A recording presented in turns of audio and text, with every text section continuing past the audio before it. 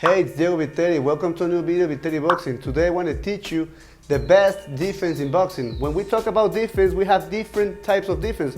For instance, we have our head movement, sleeping punches, we can block punches, we can parry punches, but the best defense is our footwork. So today I'm going to teach you to break the line of attack, understand the line of attack, so you can take away all his power, all her power, and make all the fight about being always one step ahead. So let's begin with the video.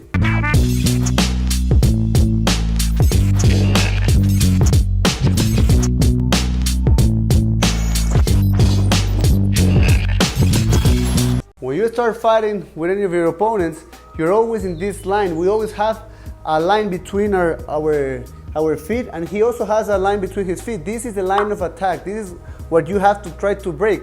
From here, this is also what I like to call the line of power. Why is it the line of power? Because in this line is where punches get all their power. If I'm going to throw a cross, my cross is not going to have power if I throw it that way or if I throw it that way. My cross is going to get the maximum power, maximum strength whenever I throw it into this center line, okay? The same goes with any other punches. If I throw a hook, my hook doesn't have power here. If I punch someone here or if I punch someone there, the punch has maximum power if I get into this center line, at least into the center line. So if you wanna have the best defense and prevent them to have power to punch you, if you feel overwhelmed with punches, you have to break this line of attack. So today I'm going to teach you two ways. One way is to break all of his overhand rights, his right cross, everything about that, and also the lead hook. How can you break the lead hook using only footwork? So let's begin. How you can neutralize right crosses and overhands. Let's begin with that. So whenever you are going to break or neutralize his power, for instance, his right hand, you're going to move into his right hand. Remember, he's going to throw it this way. So if you go to this way, he's never going to catch you with power. Just imagine, if someone moves that way, I can never go and throw the punch like this. He's going to move that way. So it's the same thing when you sleep. If you sleep a punch, you sleep that way. So you can break the line of attack of the cross.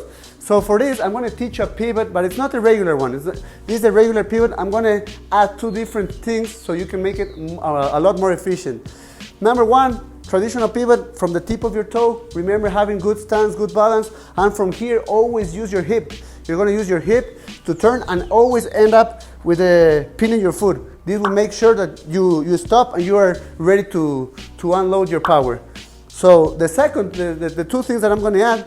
Number one is that whenever you do the pivot, you're going to throw your weight, or you're going to distribute your weight into your back leg. Okay, this will create a lot more distance between your opponent or his right hand and you. If you just do the regular one, maybe you can catch a punch if you don't have a great timing.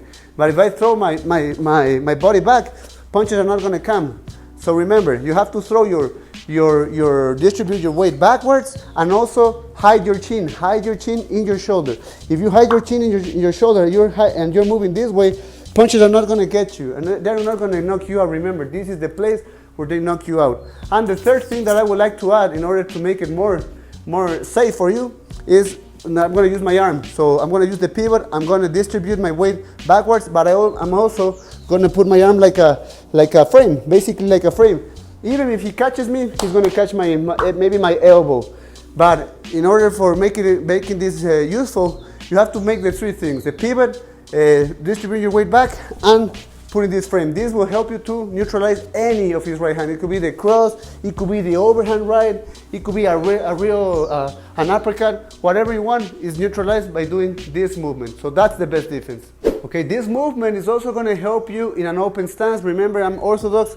He's a southpaw. Even better, because whenever he throws the jab, I can even parry it or maybe use my elbow and the pivot at the same time. Everything at the same time. Remember, throwing your shoulder up. Your shoulder up is really important. Okay, this will help you to prevent. So this will work a lot in the open stance, but for that you need the great fundamentals. And for great fundamentals, I'll wait for you and I'll see you in viteriboxing.com. We want to work different drills, always as orthodox and also as a southpaw, because in human chess, or to have this both boxing, you need to work in both stances. You have to be comfortable in both stances. If you don't work in both stances, basically you are missing 50% of your boxing. You're just moving one way or moving in a certain way. But once you have both stances, you can move any direction, and that's the whole point of having a great boxing level. So see you there in ViteriBoxing.com so you can train together and dominate both stances. Okay, the same principle goes if you wanna neutralize your opponent's lead hook. If he has a lot of power, imagine Alex Pereira, UFC, has a great left hook. Ryan Garcia, maybe we have Manny Pacquiao as a southpaw. Well, you have a lot of boxers that they love to throw their lead hook. If you want to neutralize their lead hook, you have to remember the same principle. You're going to move towards that same arm, towards the same direction. The hook is going to catch the most power in this center line. So I'm going to move into their punch. There's two ways. One way is using desplazamiento, just 45 degrees, as I said, as I taught you in last week, just at 45 degrees. Maybe if he catches you, it doesn't have power because he's going to catch you just before it got all the power. And the second way is you can, if you know he loves to throw the hooks, you can get a little closer to him. You're going to be moving, you're going to be feinting, and you move closer to him. So whenever he catches you with the punch here, the hook is going to be like this. He's never going to catch to have any power. And it's one of my favorites, and also Lomachenko is one of his favorites, because once you catch the hook here, he's open, completely open for a hook. Imagine I throw a hook and he blocks my punch. I'm completely open for a counter punch. So this is one of the best ways, or the best defense you can have. You feel that you want to break the line. Okay, you move this way to neutralize his lead hook. You feel you want to neutralize his right cross. You just move to the other way. This is the best way, using your footwork. Defense is here. It's not moving or just moving your punches. Defense is always here, remember that. Thanks for watching my video, I hope this was useful. Remember to work always in both stances and to understand this center line, this line of power. Once you understand this, you can create more power, always to throwing your punches to that same line and always looking for a line of attack. But also you know your position. If you want to break a right cross or whatever, you just move with the pivot using the same principles I taught you today. Remember, for these fundamentals, I wait for you and I'll see you in ViteriBoxing.com so we can train together. Remember, I'm going to work different drills that they will perfect you. Right now I taught you basically